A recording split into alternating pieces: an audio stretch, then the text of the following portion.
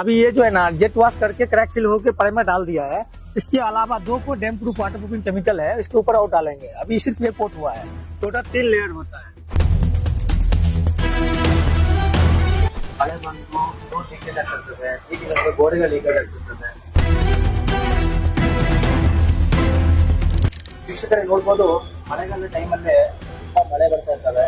ಮಳೆ ಬಂದು road leakage ಆಗ್ತಿರ್ತದೆ, leakage ಆದ್ರೆ ಗೋಡೆಗಳು ಲೀಕೇಜ್ ಆಗ್ತಿರ್ತದೆ. ಸೊ ಇದನ್ನೆಲ್ಲ ನಿಮ್ಗೆ ಅಂದ್ರೆ ಇದೆಲ್ಲ ಯಾವ್ದು ಬರ್ಬಾರ್ದು ಅಂದ್ರೆ ಇವ್ರನ್ನ ಕಾಂಟ್ಯಾಕ್ಟ್ ಆಗತ್ತೆ.